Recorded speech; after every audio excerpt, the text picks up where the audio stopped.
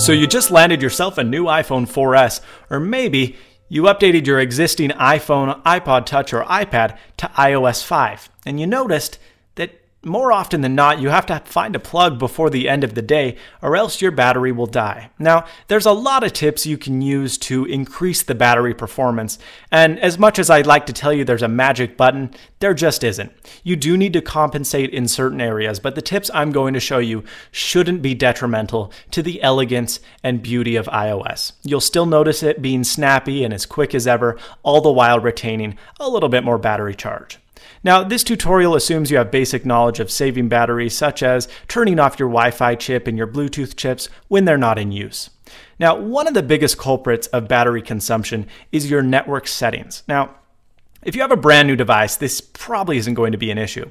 But if you've restored from a backup, or you've had the same device for several years with lots of different Wi-Fi hotspots in it, you will notice that by resetting the network settings, you get a much better performance out of your battery. So to do this, you need to go to General under the settings, scroll down to the very bottom to where it says Reset. Now this can allow you to remote wipe your iPhone and everything. Just press Reset Network Settings.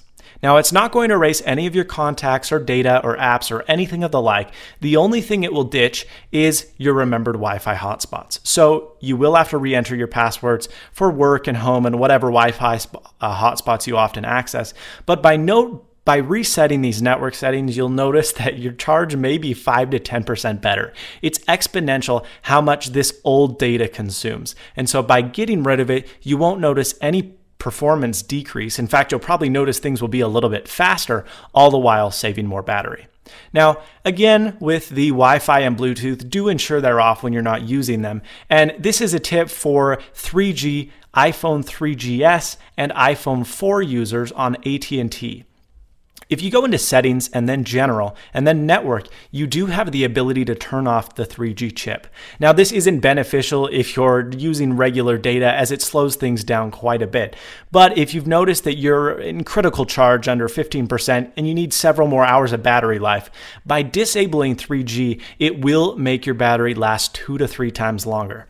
Now, on the iPhone 4S and on the Verizon iPhone 4, this is not an option, but it's not something you'd want to do all the time. However, if you're nearing critical condition and your battery will die soon, but you need it a lot longer, disabling 3G may help.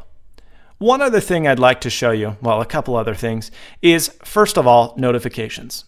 Notifications are really handy because they alert you of pressing information, oftentimes phone calls and messages, and a lot of other stuff. But unfortunately, a lot of third-party applications can have the ability to use notifications, and they're constantly fetching for information.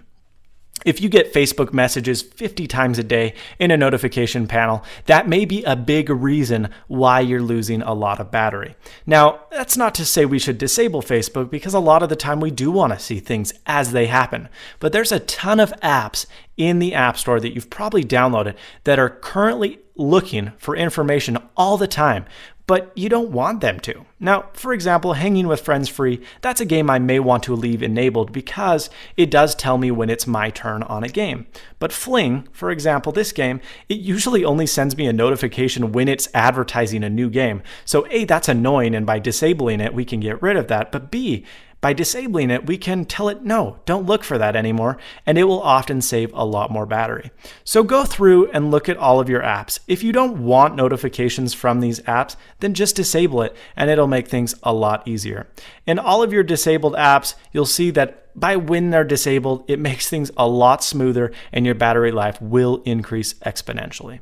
Next, we're going to take a look at location services. Now, location services are also a big culprit because every time you open the app, it utilizes the GPS in your iPhone, which can consume quite a bit of data and quite a bit of memory and quite a bit of battery. So by disabling location services in applications where you don't need it, it will be very beneficial. Now, there's a few applications that you'll obviously need location services enabled, like photo applications where you're posting your location, or GPS applications where it needs to know where you are. But there's a lot of apps where there's absolutely no reason for the location to be enabled. So by disabling location services, you will note that your battery will be quite a bit better. So go through, look at all the apps. If you don't need the app to know where you are when it's operating, then it's absolutely brilliant. That being said though, like Siri and a couple other photo applications and the weather, it's going to need to know where you are. So take that into note. And a lot of applications, if you open it and location services are disabled, it will tell you that it can't function without them. Just disable all the ones that you don't absolutely need. So that's easy. What we're going to do next is go back into location services and scroll down to the very bottom. You'll see one that says system services. Now this is a little one, but again, it does use your GPS. If you turn setting time zone off, that will disregard the time zone that's set by the data network.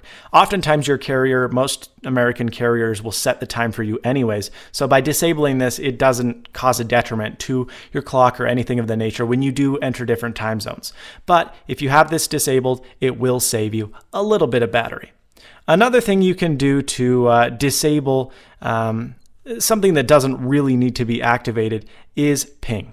If you go into general and then go into restrictions, this is kind of the parental kind of admin panel where you can choose what your children can see. But this can also be used to save some battery by disabling services that need not be receiving data. So let's enter a password. We'll make it easy for ourselves to remember, 0000.